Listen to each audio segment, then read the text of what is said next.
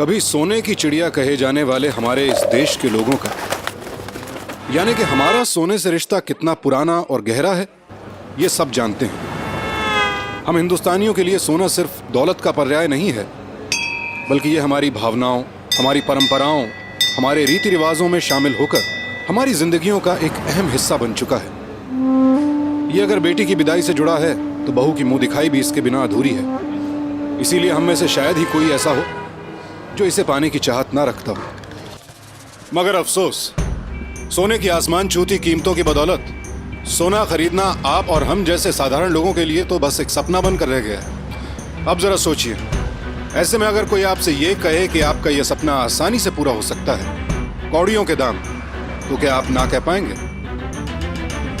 आज सावधान इंडिया में हम आपको ऐसी ही एक घटना दिखाने जा रहे हैं जो घटी थी मुंबई में रहने वाले केतन भाई के साथ। ચાલો તો પછી तो काले છે ને, मैं थोड़ा देरी से आऊंगा, आप टाइम पे आ जाना।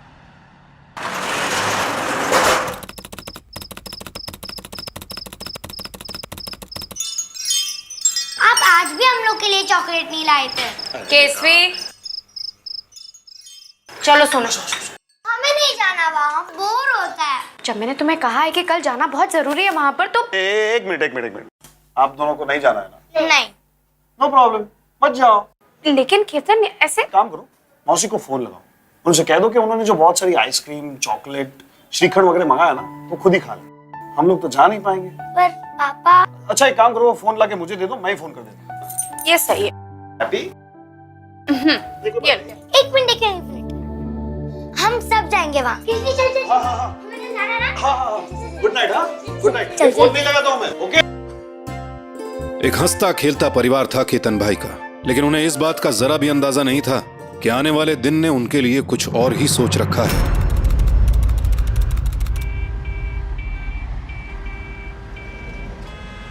केतन भाई, केम छो? बाहर चलो तुम्हें। केतन भाई, मेरी बात सुनो ना। तुम्हें बाहर चलो। हमारी बात संभलो ना केतन भाई। मैंने आपसे कितनी बार कहा है कि दारू पी के मेरी दुकान पे मत आइए। आप मेरे बहुत पुराने दोस्त हैं, इसलिए, वरना मैं। केतन भाई अब बस करो ना, मैं ऐसे नहीं आया हूँ।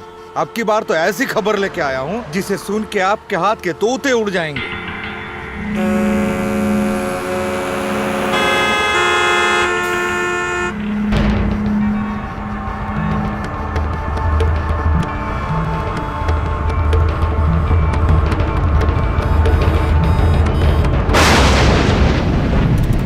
पापा, आपको पता है मासीना में ढेर सारी आइसक्रीम थी, टॉफी और श्रीखंड भी।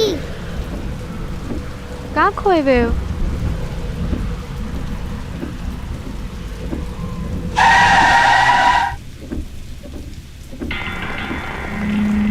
मेहुल भाई। छवि, तुम बच्चों को लेकर अंदर जाओ, मैं आ रहा हूँ। लेकिन केतन कुछ मैंने कहा ना, तो। जाओ।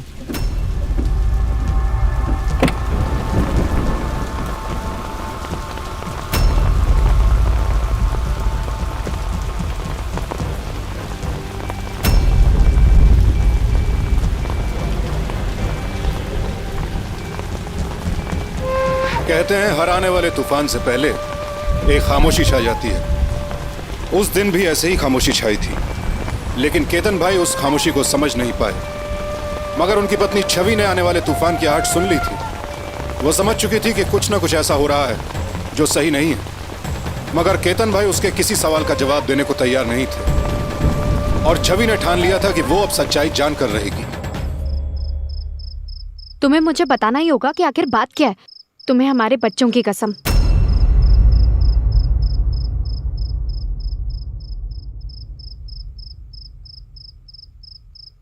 कल सुबह मेहुल भाई दुकान पे आए थे। केतन भाई, मेरा एक दोस्त है तारिक भाई, 2 साल से हमारी गहरी दोस्ती है। उसी ने मुझे बताया कि नए गांव से कुछ दूर एक स्टेशन है बीड़, आसपास और भी गांव हैं, तो एक गांव में मंदिर का निर्माण होना था और भूमि पूजन के बाद में गांव वाले नींव की खुदाई कर रहे थे और क्या? और गांव वालों को सोने के सिक्के से भरा घड़ा मिला। अब गांव वाले ठहरे गरीब, वो सरकार को देना नहीं चाहते, वो बेचना चाहते हैं, वो भी बहुत कम कीमत के भाव। सच में क्या मेहुल भाई ने तुमसे कहा और तुमने मान लिया? अरे जो आदमी पूरे दिन शराब के नशे में रहता है, तुम उसकी बातों में कैसे आ सकते हो केतन? अरे छवि, पहले तो मुझे भी यकीन नहीं हुआ था, पर मैंने जब सबूत देखा ना। ये वो सिक्का है, ये देखो, ये है वो सर्टिफिकेट जिसमें साफ लिखा है कि सोना खरा है, एकदम 100%। पूरी जिंदगी गुजारी है सुनारी में मैंने, सोने के मामले में मुझे कोई बेवकूफ नहीं बना सकता। केतन, सोना, मेहुल भाई सब ठीक है, लेकिन तारिक भाई कौन है, कैसे इंसान है, हमें कुछ नहीं पता। छवि, तुम तारिक भाई को नहीं जानती हो, वो कोई ऐसे वैसे इंसान नहीं है। सरकारी बैंक में मैनेजर है, मैं मिल चुका हूं उनसे। केतन भाई, ये तारिक भाई है जिनके बारे में मैंने बोला था नहीं। कैसे हैं? मेहुल भाई ने जो कुछ भी बताया है वो बिल्कुल सच है। इनफैक्ट जिन गांव वालों को सोना मिला है उनमें से एक आदमी तो मेरी पड़ोसन शीलाबेन के यहाँ ही काम करता है। आप चाहें तो शीलाबेन को कभी भी मिल सकते हैं। आइए ना। सर्वेश मेरे यहाँ ही काम करता है। अभी पिछले हफ्ते ही 3-4 दिन की छुट्टी लेके अपने गांव गया था मंदिर की भूमि पूजन के लिए, लेकिन पता नहीं क्या हुआ, अगले ही दिन वापस लौट आया तब बहुत ही घबराया हुआ था। मैंने उससे पूछा तो उसने कुछ नहीं बताया, लेकिन जब जोर देके पूछा तब उसने मुझे बताया। मैं उसे ही बुलाती हूँ। सर्वेश, बताओ से।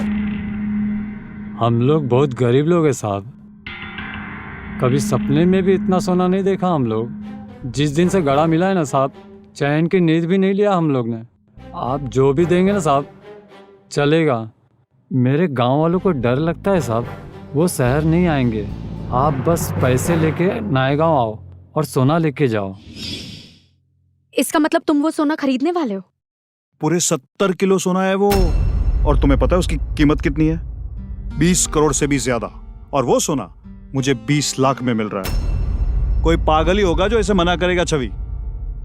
अच्छा तुम ही बताओ, अब भी तुम्हें कोई गड़बड़ लग रही है? कोई गड़बड़ नहीं है, इसलिए मुझे और भी ज्यादा डर लग रहा है। केतन, सब कुछ इतना आसान, इतना सही नहीं होता है। मेरी बात सुनो, हमें उस सोने की कोई जरूरत नहीं है। हमारे पास भगवान का दिया हुआ सब कुछ है केतन। फिर क्यों? वादा करो कि तुम वो सोना नहीं खरीदने वाले हो। केतन प्लीज। ठीक है छवि, मैं मेहुल भाई को मना कर दूंगा।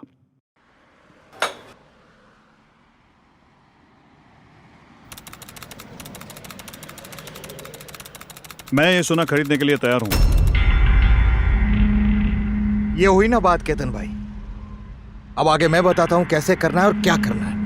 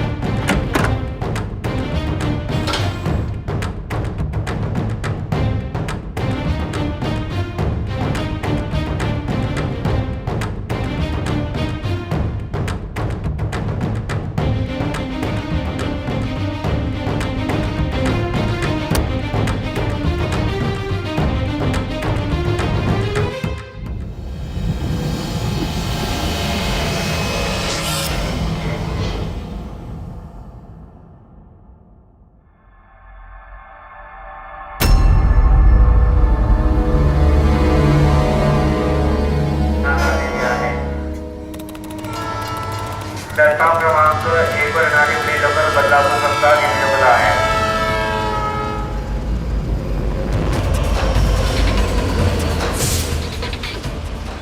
आप यहीं पर बैठो, मैं गांव वालों को बुला के लाता हूँ। अरे पर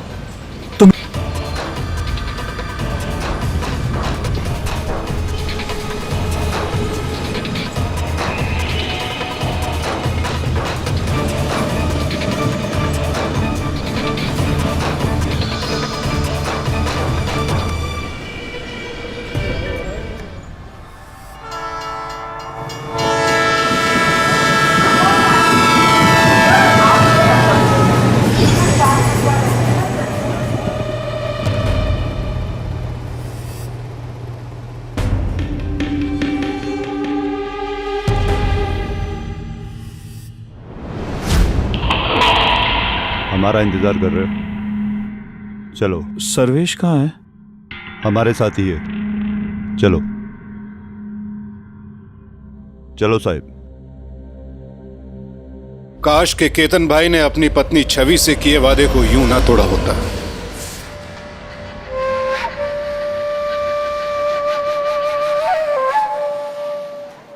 सर्वेश का उन्हें यूं छोड़कर इस तरह इतनी देर के लिए गायब हो जाना, फिर एक अनजान आदमी का उन्हें लेने आना, केतन भाई के मन में खुद बेचैनी और यहां से गुजरते लोगों की अजीब सी निगाहें, शायद ये सब वो इशारे थे जो कुदरत उन्हें दे रही थी। लेकिन केतन भाई ने सबको नजरअंदाज कर दिया, या यूं कहिए कि सोने के लालच ने उनकी आंखों पर पर्दा डाल दिया।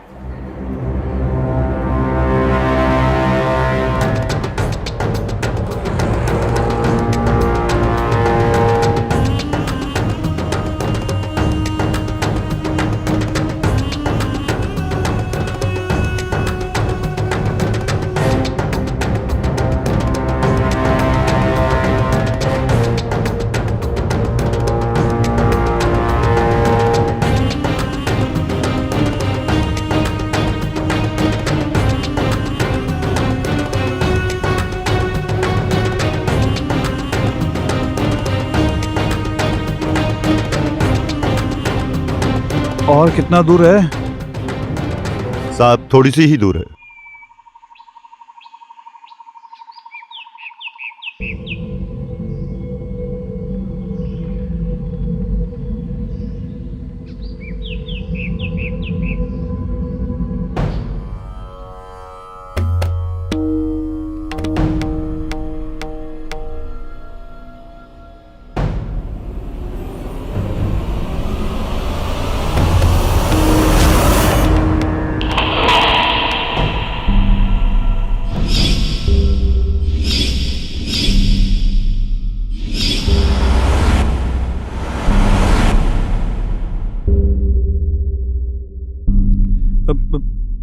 सर्वेश किधर है?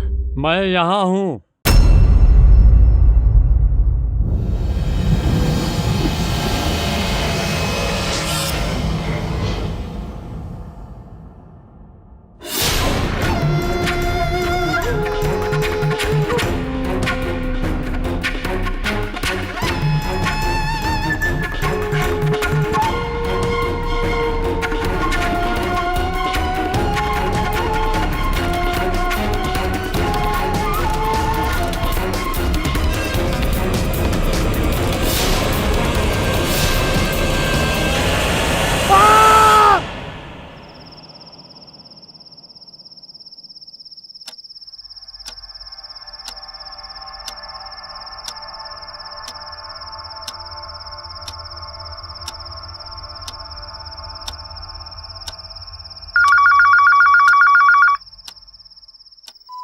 हेलो केतन, कहाँ हो तुम इतनी देर से?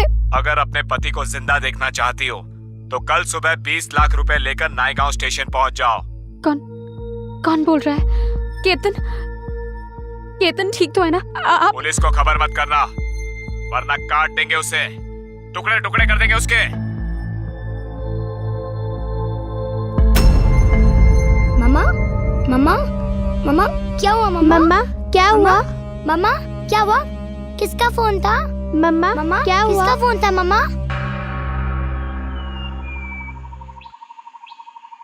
केतन भाई ने कभी सपने में भी नहीं सोचा होगा कि बहुत कुछ पाने की उनकी चाहत उनसे उनका सब कुछ छीन लेगी, और ज्यादा सोना पाने के लालच ने उनसे सोने का वो आखिरी टुकड़ा भी छीन लिया जिसे शायद केतन और छवि ने मिलकर अपने परिवार के भविष्य के लिए जोड़ा था।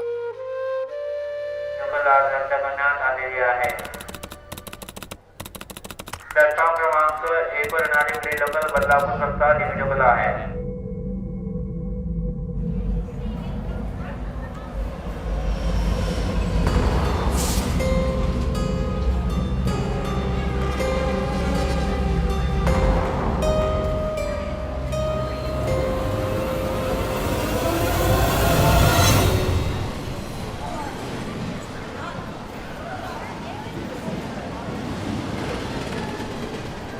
अगर छवि ने यहां ना आकर सीधे पुलिस की मदद ली होती तो केतन भाई के साथ जो अनहोनी होने वाली थी वो शायद अब भी बच सकती थी। लेकिन छवि ने अपने ही हाथों ये आखिरी मौका गंवा दिया, और जब तक उन्हें अपनी गलती का एहसास हुआ बहुत देर हो चुकी थी। व्हाट? 2 दिन हो चुके हैं और आप अब आई हैं यहाँ? आपको अंदाजा भी है आपने क्या किया है? चलिए बताइए कौन कौन है वो। होटल चलो।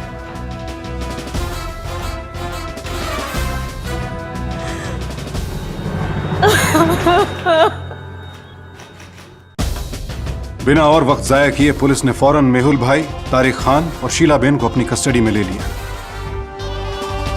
लेकिन उनसे पूछताछ में उन्हें पता चला कि इस जुर्म में उनका कोई हाथ नहीं था।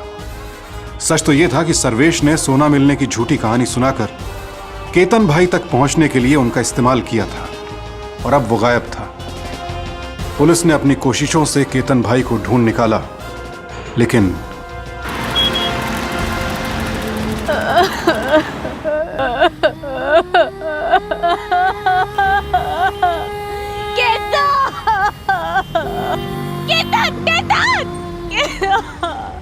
पुलिस को केतन की लाश हाईवे के किनारे पड़ी मिली, 9 टुकड़ों में बटी हुई। पुलिस ने हर मुमकिन कोशिश की, लेकिन कोई सुराग, कोई सबूत न होने की वजह से पुलिस गुनाहगारों तक नहीं पहुंच सकी। जितना बताया है सीमेंट उससे कम नहीं होना चाहिए। और यह प्लास्टर का काम अभी तक शुरू क्यों नहीं हुआ है? कितने दिन लगते हैं? थोड़े दिन में हो जाएगा। ब्लूप्रिंट दिखाओ। इंजीनियर साहब, आपसे थोड़ा बात करनी है। हाँ बोलो। सर कुछ खास है, साइड में आई ना थोड़ा। क्यों, ऐसी क्या बात है? तुम लोग ऑफिस में जाओ, मैं आता हूँ।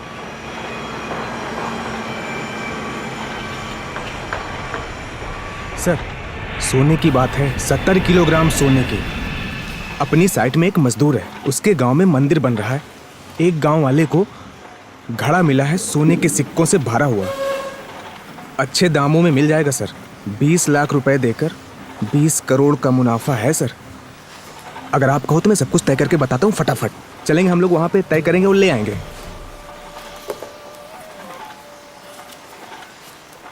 ठीक है, तुम उन लोगों को हाँ कह दो। मैं सोना खरीदने के लिए तैयार हूँ।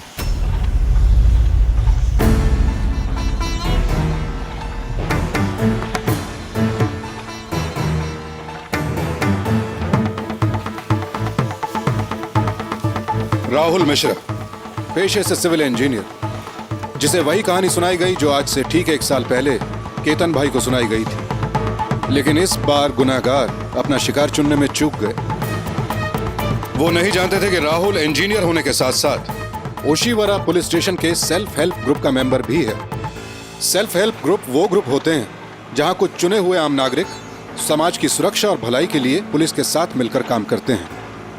राहुल के जरिए पुलिस को केतन भाई के केस का पहला सुराग मिला।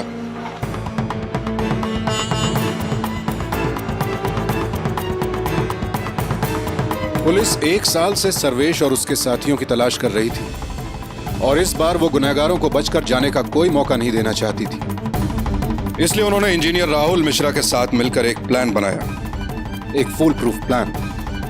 इतिहास एक बार फिर से खुद को दोहराने जा रहा था, लेकिन इस बार तेवर अलग थे।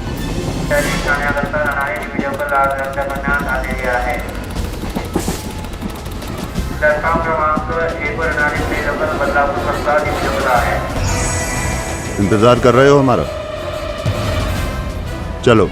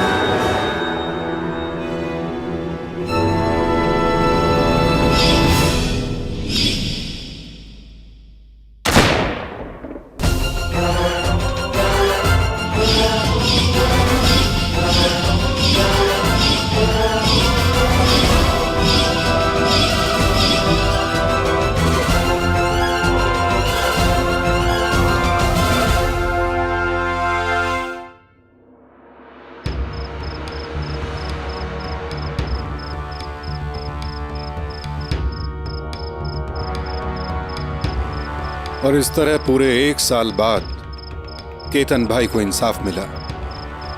लेकिन हम पुलिस की इस कामयाबी का जश्न नहीं मना सकते, क्योंकि आज भी महाराष्ट्र, मध्य प्रदेश, गुजरात और राजस्थान जैसे प्रदेशों में इस तरह के लगभग 50 गिरोह सक्रिय हैं। हमारे पास पुख्ता जानकारी है कि ये गिरोह आज भी फोन पर लोगों को गड़ा सोना मिलने की कहानियां सुनाकर उन्हें फंसाने की कोशिश कर रहे हैं। अगर आपके साथ भी ऐसा कुछ हो रहा है तो सावधान हो जाइए, उस इंसान और अपने लालच दोनों से। आखिर क्या मिला केतन के परिवार को? न सोना मिला, न केतन रहा, बल्कि लालच ने उनसे उनकी सबसे कीमती चीज छीन ली, उनकी खुशियां। अगर ऐसा ही कोई लालच आपको भी दिया जा रहा है तो उससे पहले कि देर हो जाए सावधान हो जाइए। प्लीज जरा सोचिए अपने और अपनों के बारे में, और हमेशा रहिए सावधान इंडिया।